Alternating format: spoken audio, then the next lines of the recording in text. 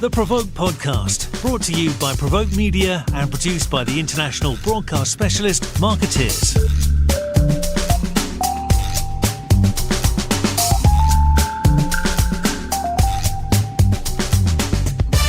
Hello, I'm Diana Marszalek with PRovoke Media, recording our PRovoke podcast today from Golin's beautiful downtown Chicago headquarters in the Merchandise Mart. With us is Jeff Beringer, Golin's Chief AI Officer. I'm happy to have you here. Thanks for having me. And I think we're going to talk about AI. Sounds good. My favorite topic. Well, I was thinking, so this is a new role. It's a big role, being Chief AI Officer. You were telling me you come from traditional PR. You've worked in digital. To make this leap, you must really like AI. I do. I've been working in AI, as have a lot of people at our agency for several years now. But the pace of change happening around us is so significant. And I was really excited to spend all of my time working with great colleagues, figuring out how does this make us better at what we do for clients every day. Have you figured that out yet? Nope. No. Okay. But we're I'd be working concerned on if it. you We're said working yes. on it. Because No, we're working on it. We're making progress. And as soon as you figure it out, there's probably something else to figure out. Yeah, we've set an ambition, a grand ambition, to be a fully AI integrated agency by 2026. It is a lot of change in a short period of time. But we view that as a bit of a milestone. By that point, we want everybody in our agency to benefit from AI in their role, helping them do their jobs better. But technology is going to continue to change, and how we use it will continue to change as practitioners. So we view 2026 as a milestone in a journey that will probably never end. When you think of 2026, though, so today I'm walking into this office, everyone's doing their job. What is different in 2026? What does 2026 look like? Well, hopefully there are more smiles on all those people in the offices. Yeah, they're not looking so happy. happy. Very happy. I think if we're successful in our transformation, the people that work at our agency will be more satisfied in the work that they do. AI can be a great assistant to people. We view it as a tool to help us do better work, but our ambition is not to replace the amazing people that work in this company with servers. Right. We're trying to equip people to do their best. And so my hope is, what looks different in this office is that people are more content in their jobs. They're doing work that they can be even more proud of every single day. We've had a lot of great years as an agency right now. We're on a bit of a high, and winning lots of awards and lots of great clients and things like that. But we really feel like we're at a place where we need to transform to be the best agency we can be for the next decade, not just the next year or so. And you want to be the first fully AI integrated agency, correct? We do. Is that because are you setting a model for the industry? No one else has declared it? No, it's all a of good the question. above? I mean, there's not an agency that exists today that isn't thinking about the things that we're thinking about, I would hope. We have just focused our entire agency on this transformation, and we know it's a team sport. It's going to take everybody in this agency. So our entire executive leadership team is very engaged in our transformation, and everybody on our leadership team has a role. But every single person who works in this company has a role too, to discover how their work may change and their work gets done in different ways using new technologies. We're all figuring this out together. Now we're obviously, we have a transformation plan in place, and we're working through that plan. But there's a lot we don't yet know, and we're still discovering as we go. So it takes all of us. But if our people are happier in their jobs by 2026, if the quality of our work continues to improve, then we've done our job, I think. Absolutely. Yeah. I was told before we started today that 4 out of 5 Golin staffers are already using AI in their daily work. Yeah. Is that correct? We did a survey late last year, and this was still reasonably early on in our transformation. And we asked employees how much they're using AI on a day-to-day basis, how much are they, how many of them, first of all, have ever used AI for client work at all. And about 82% of our employee population as of last year had used AI in their work. About half of our employees are using it every single day.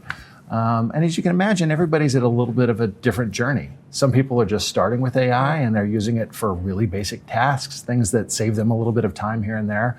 Others are more advanced users, and really they're focused on how AI improves efficacy, allows them to do something they couldn't do without it. So we're trying to help everybody. To elevate that. But when we look at that number, and I'm sorry to interrupt you, Yeah. I'm just trying to figure out myself, is this something though then that happened organically? If everybody's at a different spot using it in different ways, is this still everybody's kind of testing out their own? I know you have a plan. Sure. I have Yeah. no doubt in your plan. Yeah. But at this stage, when you talk about 4 out of 5 people, it's like I play around with the different platforms and with what works. Yeah. Is that the way things were moving? There's definitely an organic aspect of this. AI is not just transforming people's lives at work; it's transforming their lives outside of work. Yeah, right. People are figuring out what to make at Thanksgiving dinner with AI now. So that has absolutely been helpful in helping people sort of understand the promise or potential of technology in the workplace by what's happening outside of it. But we've also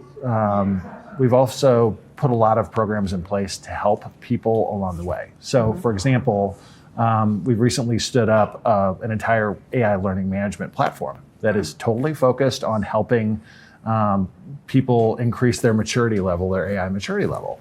So it starts with basics, foundations, as you could imagine, things like learning how to prompt and our own policies and guidelines and ethics around use of AI.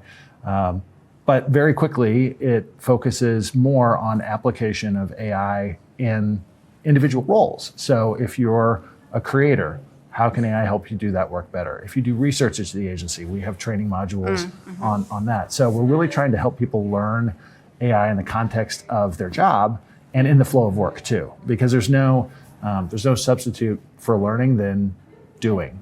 And so that's an important part of what we're doing. Yeah, and it's interesting because here you are, it's like the full steam ahead, doing AI, everyone's using AI, or you want it to be fully integrated. And then I speak with agencies that even now are very hesitant, that they're still very cautious, still very regulated, don't want to put anything out that's AI. I don't know I guess I use it but as a suggestion, but do you have those concerns that the hesitancy about it at all? I wouldn't say hesitancy. We are cautious and we're responsible in the way that we're applying AI. But it's interesting. Just the conversations we've had with clients have changed dramatically in the last year. A year ago, clients were asking us to help them understand the possibilities and inspire them with what could come next with AI. That has changed very quickly to I want better results and I want them tomorrow. Okay. And it's all about application to get to better outcomes. And so we are very focused on achieving that for clients. How do we integrate it into the work we're doing? They're paying us to do so that work is better and delivers even better results for them. So we're not focused necessarily on what AI might do for our business 10 years from now, because none of us know yet. Right. It's anybody who tells you is making it up. We're focused on the near term and what we can do now to deliver better results for our clients. And if I'm hearing you correctly, it is stepping up the pressure on the agencies because the client is wanting better results. Sure. But at the same time, you're getting the tools to actually deliver those results. I mean, the pressure, does it weigh out? I mean, you have pressure. Is there a certain sense of unobtainable expectations that come with AI? I think there are high expectations. But I also think, there are a lot of clients too that have been licensing for AI tools. And many of them have not seen great results yet. Okay. They're waiting to see not just efficiency gains, but they're hoping to see the work quality get better. We're making sure through our plans that both those things take place. We are much more focused on efficacy than we are efficiency. Okay. Everybody who uses AI will naturally figure out ways to save time here and there. The most important part is, okay, what do you do with that time, that found time? Right. How do you reapply it to other parts of your business that are much more important? And we're figuring those answers out. So as an example, we ran a campaign for a client recently where we used AI to support, I think, 19 different aspects, 19 different tasks within the course of a campaign. And one of the things that we used AI to do was to help us speed up writing media backgrounders. So researching reporters, understanding what they write about, the questions they may ask, those kinds of things. AI is fabulous in helping us get to those answers faster. Time was saved there that we then reapplied to spend more of our hours actually pitching stories to generate more coverage for the client. So in the end, things that are a bit more remedial that don't directly relate to outcomes or outputs, we can shift our time in meaningful ways. So that's a big important part of it. So you mentioned the client relationship. I know. Tell us about the partnership you had with Grubhub, which was. I will let you tell us what it was. Sure. Grubhub's a great client of the agency, and we have great client partners who were very interested in learning, not from us, but with us. And so last year, we were heading into planning and development of the biggest campaign they were executing of the year. We were executing together. And we decided to partner up to integrate AI across the spectrum of what we were doing, all the way from planning, research, creative, execution through measurement. And it was an interesting partnership because it's not from what you might expect from an agency-client relationship, where the agency has to have all the answers and be totally buttoned up in every conversation. We went into this saying, we're going to partner, we're going to learn, we're going to experiment, we're going to capture and chronicle what we learn. But we're going to talk about the goods and the bads together. And not everything we did with AI was a huge success. There were failures along the way. But that notion of agency and client working together to learn, number one, it built trust among each other. They knew how we were using technology in different ways. They knew the training that our employees were getting to use tools safely, responsibly, all those things. So they had trust in us. But more importantly, it built almost a culture of innovation and exploration that will serve us very well in this agency-client relationship in the future too, because AI is going to continue to change. There will be new ways for us to get work done and work done better. And now we have a construct for being able to very quickly integrate new ways of working. And how did that parlay into results for the client? Great question. It was one of the most successful campaigns they've ever run, not solely because of AI. There was a great idea, human-focused idea at the center of this campaign and so on. But there were a lot of ways that, particularly in execution, AI helped us spend time on the things that really matter and that led to bigger results. You and I were talking a few minutes ago, all of us know that have worked in PR that personalization matters a lot. If you personalize a pitch when you're working with a media outlet, it's more likely that journalists will pay attention to the story you might be pitching them. So within the context of this campaign, we were able to use AI to simply create some personalized images of the stork that was a prominent figure in some of the campaign assets, actually sitting outside of the doors that some of these very journalists walk into in their newsrooms every day. So that when we sent the materials for this campaign, they saw the stork in the context of this door that they recognized every day. And guess what? We did A/B testing, and the journalists who got the personalized pitch, they paid more attention to it, and they were more likely to cover our story. That was one simple thing we were able to do in an hour of work that made a difference. Well, it's interesting because you say that and how that appealed to journalists and grew the relationship, ultimately the coverage. And I've also heard that journalists can be highly suspect of information they're getting that they think is generated by AI. So how do you balance that? Does it depend on the specialty that you're pitching 100%. It's definitely who you're pitching, but it's also the what you're pitching. This is a really good example. The way we used AI with these journalists was to take a stork, which is a fictitious being, doesn't exist in nature. So us using AI to superimpose a fake, creature that doesn't actually exist in nature in front of a newsroom, we felt like, okay, they'll get the joke. I think it is. You're bringing up an important part though, or an important point, because we can use AI in a million imaginative ways, but we should never be applying it in a way that may misconstrue what we're trying to do, or frankly, confuse or distract consumers or misinform them. And so we're very cautious about, especially in public-facing content, we're using AI to create. AI is wonderful as a thought partner and scripting and things like that, but sometimes, the actual production of assets, it's much better for us to go out and to film things on our own and use AI for editing and things like that in the background. But we're definitely very cautious about ever creating content that misleads anyone. So it's still an augmenting of the work. Yep. In terms of the technology itself, there's also a debate that I understand is going on about whether to build or to rent. Sure. How much of the technology, how much do you invest time or energy in inventing the technology or in training somebody else's technology? How does that work? Yeah. So where we start is identifying the most important problems to solve before we get to technology. And so we've spent time with experts inside of our agency, but also with clients, looking through client satisfaction studies and so on. What are the problems that we need to solve to make our work better? And then from there, then we look at the ways that technology might be able to assist.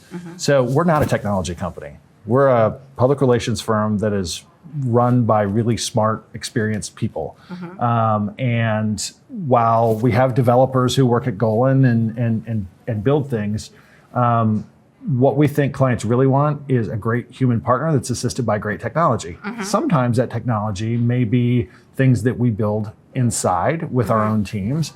More often than not, we're partnering with really great third parties. So we work with giant technology companies like Adobe and Microsoft and Anthropic. We're also working with smaller startups. And it's great to be able to bring the best technology to clients to solve problems. Our job is to figure out the problems to solve and how to solve them. And we can find the best technology partners to plug in against those solutions. So that's the approach we're taking. We're not trying to become a software company. So as Chief AI Officer, are you taking is your job, your personal job, since this is a new role, do you take the big picture, the philosophical, the where are we going approach, as well as are you shopping for vendors? I mean, how far and wide can one person go?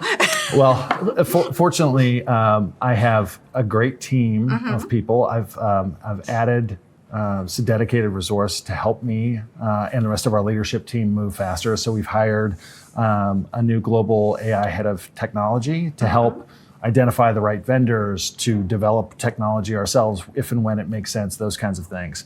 We've hired in a full-time role on AI learning and development for the agency. So this person's helped us develop a learning management system and maturity levels and curriculum and content and so on.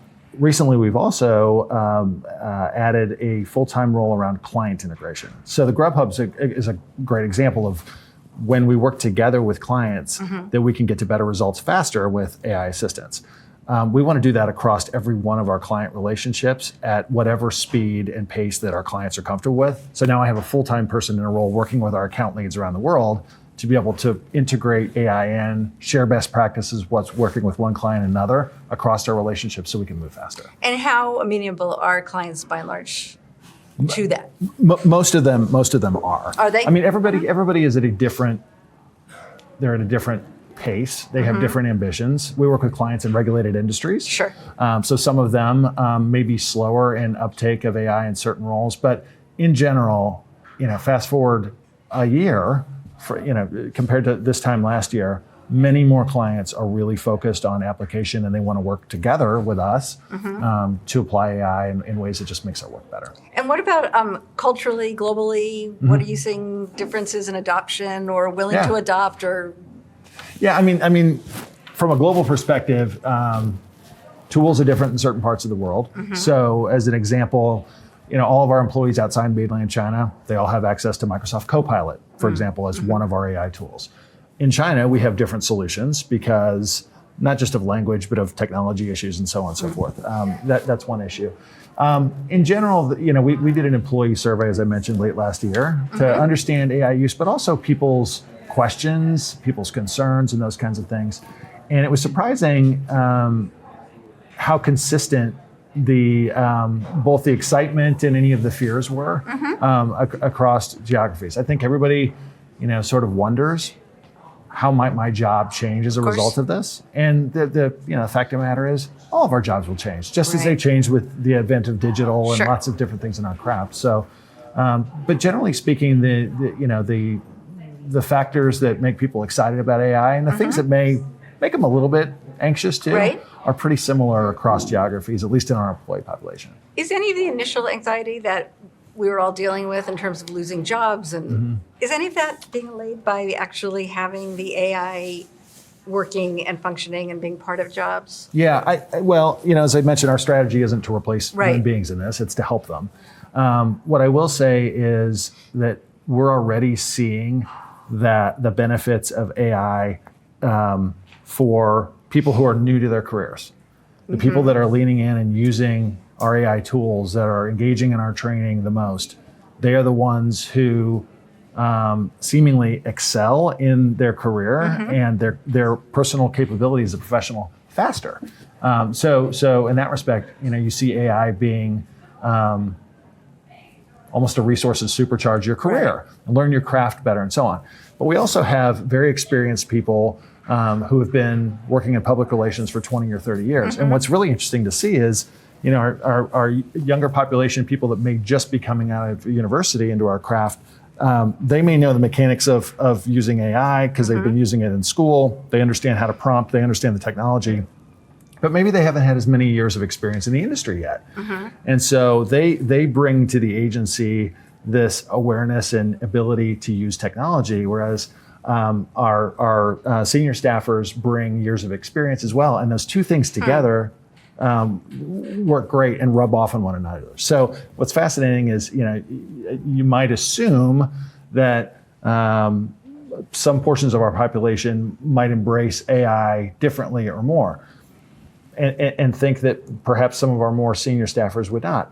That's not true at all. No. In fact, some of our most skilled users of AI are some of our most seasoned professionals who have been in their careers for 20 or 30 years because they know the right questions to ask. They know how to push back on AI when it doesn't give them the right answer, and they know how to make it better. Interesting. Yeah. Before we close with the big question of what excites you about AI, I have to ask you, do you have any trepidations, or what are your trepidations or concerns about AI? As it relates to our agency, we've said this as a leadership team from the day we put our ambition on paper to be the first AI integrated agency. We want to make sure that everybody in our company can benefit from this. And certainly people in client-facing roles are already seeing it and feeling it. I think if you ask most people in our agency, their work is getting better as a result of it. But what I want to make sure is that nobody is left behind in this transformation. That's one piece of it. Number two is I want to make sure that we always continue to operate with integrity, with transparency with our clients. Our agency has been around a long time, and our founder Al Golin wrote a book about trust, and so there will be opportunities for people in our craft to take shortcuts with AI. We have to be really careful that we don't do that because we're in the reputation business. Right. And when we make mistakes, businesses falter. Okay, now's your moment. What excites you about AI? Besides everything we just talked about. What excites me is just the serial reinvention that comes with it. Like I said, we have a milestone date where we want to be operating across our full agency population with AI in every role by 2026. But I'm more excited about what's possible even beyond that. There are so many opportunities for us to rethink how work gets done and to solve problems that we haven't been able to solve in communications. Public relations, the P stands for public, which has largely meant over the years speaking to broad segments of the population. With AI, now we have the ability to save time and perhaps personalize communication to more people so it's more impactful to them. That's going to make our work better and more effective.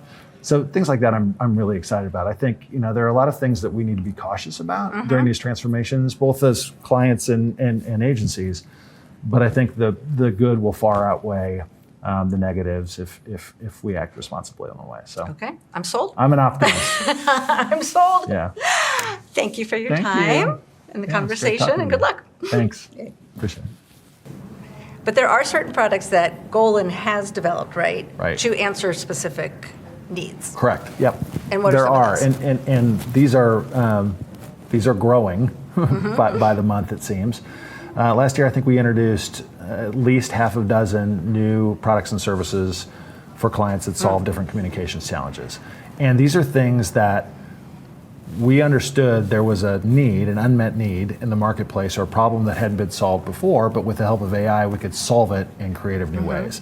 And so as a couple examples of that, it used to be in our craft that if you wanted to test a piece of content, you'd do focus groups and you'd spend tens of thousands of dollars and take a week and so on and so forth. We realized that AI could help us gather different kinds of inputs when people are seeing a piece of proposed content for the first time. And we can gather that data much faster and more efficiently so that we can improve that content before we ever publish it. So we set out and created a partnership with a really interesting, very small technology company that has amazing kit that can read your reaction, your emotional reaction through facial recognition, create data on that allows us to understand how you are emotionally reacting to a piece of content as you see it. And it gives us data that allows us to improve content before we publish it. We couldn't do that a year ago. And that's a new solution that we can provide to clients that helps us make sure our content is as best as it can be before we put it forward. Same thing with influencer vetting, for example. Brands are obviously very cautious about the company that they keep, and they want to really understand not just fitness of an influencer's audience with their brand, but also, are there issues from an influencer's past that could create reputational problems for a brand? We created a new influencer vetting and audience connection product called FitCheck, and it allows us to go back and vet influencers for brand safety, going back through 10 years of content they've created. We can do it in half the time and go back much deeper. That helps us save time on influencer vetting that we can spend with the talent making better content for the brand. So those are the trade-offs that we're creating. But again, there's a couple examples of AI solutions that we brought to market just in the last year.